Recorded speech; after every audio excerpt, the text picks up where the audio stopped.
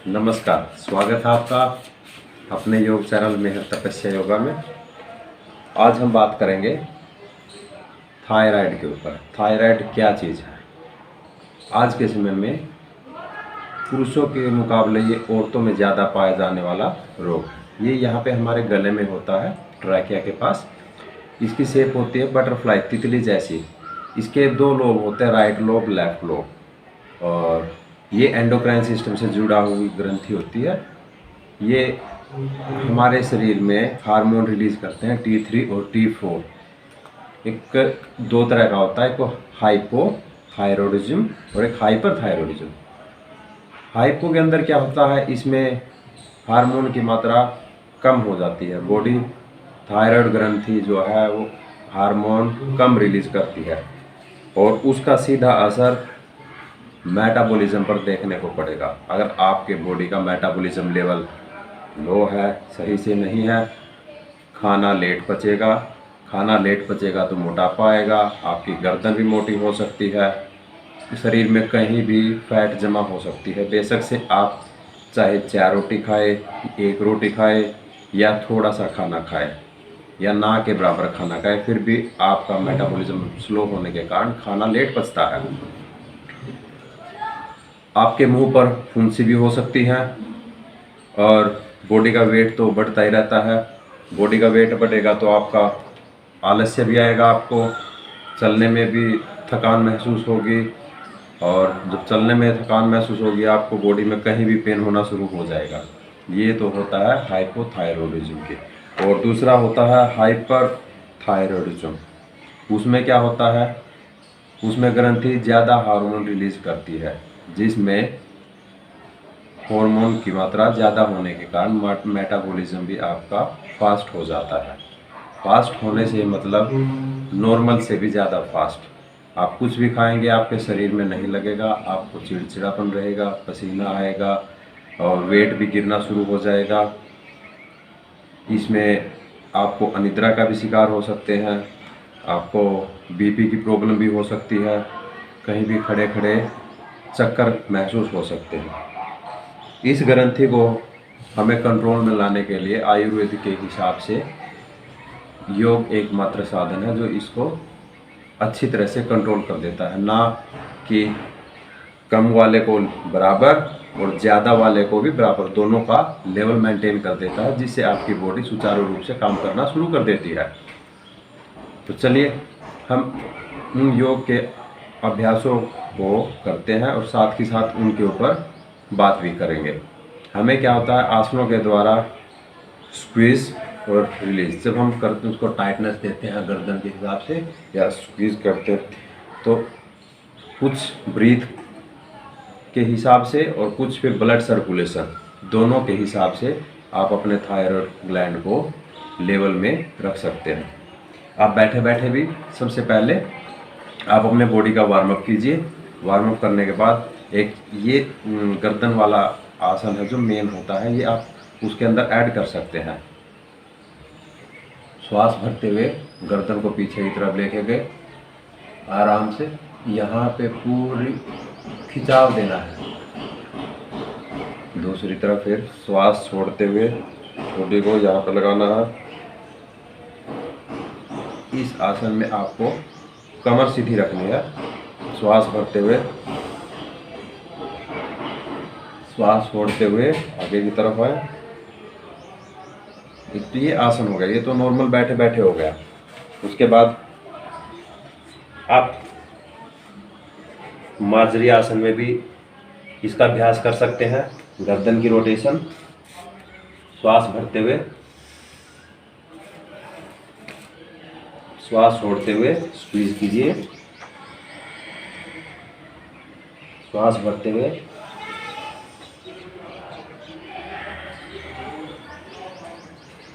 इन दोनों अभ्यासों को 15 से 20 बार आगे, 15 से 20 बार पीछे और 4-4 राउंड में करना है। उसके बाद आप भुजंगासन कर सकते हैं। भुजंगासन के लिए लेट जाएं। जो बिल्कुल शुरुआती दौर में ट्रीटमेंट कर रहे हैं, जिस शरीर का ज़्यादा भार है या जो योगाभ्यास नहीं कर सकते, उनके लिए हाथ अपने कंधों के नीचे, थोड़ा, ज़्यादा नहीं, थोड़ा उठेंगे और उठने के बाद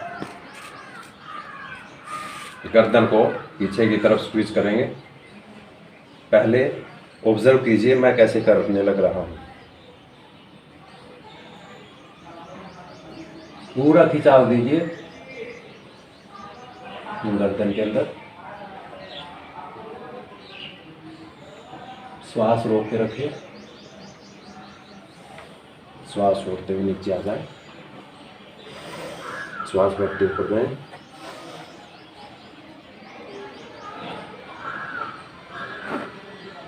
छोड़ते हुए नीचे आए।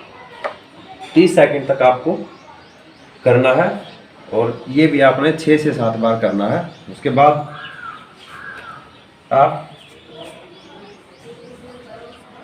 लेट जाएं, कमर के बल। आप सेतुबंद आसन करेंगे। इसको हम यहाँ पे बिल्कुल स्क्वीजनेस देंगे, पूरी बॉडी का फ्लो हमारे गर्दन की तरफ आएगा, थायराइड ग्लैंड की तरफ आएगा, तो जिससे ज़्यादा ब्लड सर्कुलेशन फास्ट होगा और ये लेवल में होगा।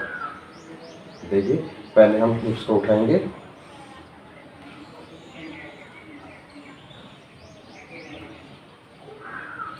श्वास छोड़ते हुए नीचे आएंगे,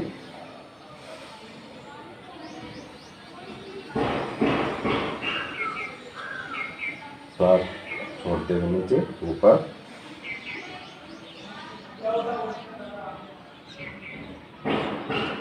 चढ़ते नीचे। इसके बाद हम आसन करेंगे सर्वांगासन। सर्वांगासन में सबसे पहले आप आराम से सीधे लेट जाएं, दोनों पैर ऊपर उठाएं। दोनों पैर ऊपर उठाने के बाद अपने थैलियों को अपने कूल्हों के पास जमाएं, इनकी मदद से दोनों पैर ऊपर उठाएं। यहाँ पे अपना कमर पे सपोर्ट दीजिए, कंधों को फिक्स कीजिए।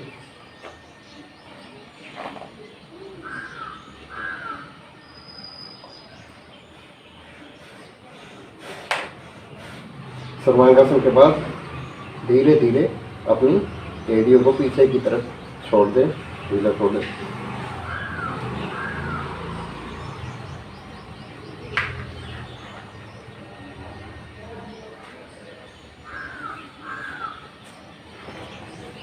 ऐसा करने से आपकी पूरी बॉडी का ब्लड का फ्लो आपका गर्दन की तरफ हो जाएगा और आपका थायराइड ग्लैंड लेवल में आना शुरू हो जाएगा।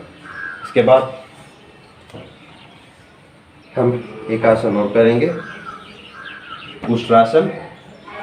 सीधे बैठ जाएं, अपने घुटनों के बीच में थोड़ा सा गैप रखें।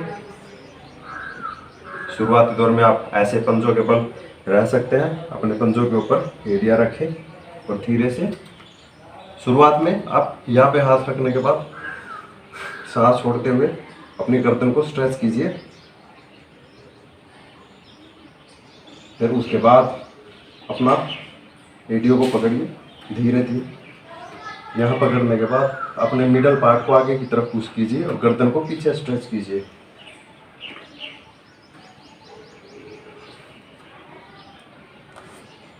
उसके बाद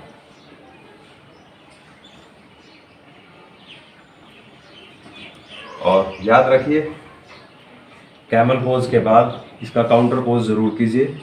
जब इसका काउंटर पोज करें, ये चाइल्ड पोज की वेरिएशन है। अपने माथा अपने घुटनों के पास लाएं, बेंड करते।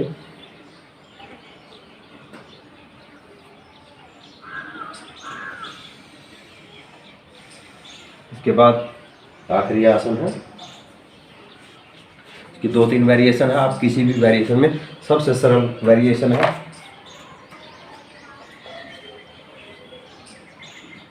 पैरों पर उठाएं। ये नौकासन बोट पोज की वेरिएशन है और अपना कंधे इनको न्यूट्रल रखे ऊपर उठाने के बाद ऐसे कीजिए और गर्दन को स्ट्रेच करके रखिए।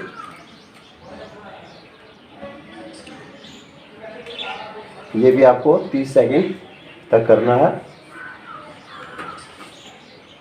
तो उसके बाद आराम से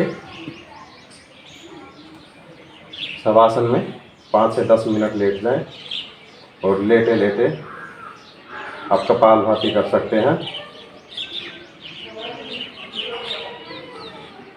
श्वास अंदर भरिए, श्वास बाहर निकालिए।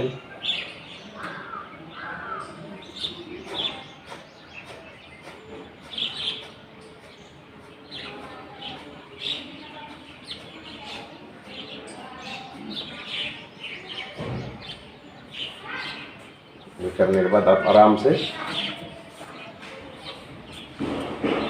सो 100 टेक 3 राउंड ऑफ कपालभाति। उसके बाद आप सीधे बैठ जाइए, जो पोजीशन आपके लिए सुखद है, सुखासन, वज्रासन, पद्मासन। बैठने के बाद आप उज्जयी प्राणायाम करेंगे। नाक से सांस अंदर लेंगे और आंखें बंद रखेंगे। अपने थायराइड ग्लैंड की से टच करते हुए ब्रीथ को फील कीजिए, बाहर आए।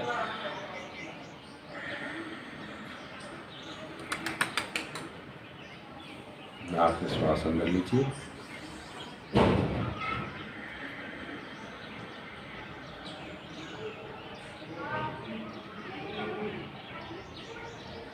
और इसके बाद आखिरी है, इसमें 51 टर्न एट लीस्ट, और if you can't 51 then you can 21 at least Om chanting. श्वास अंदर बाहर, अंदर बाहर, श्वास अंदर खींचते हुए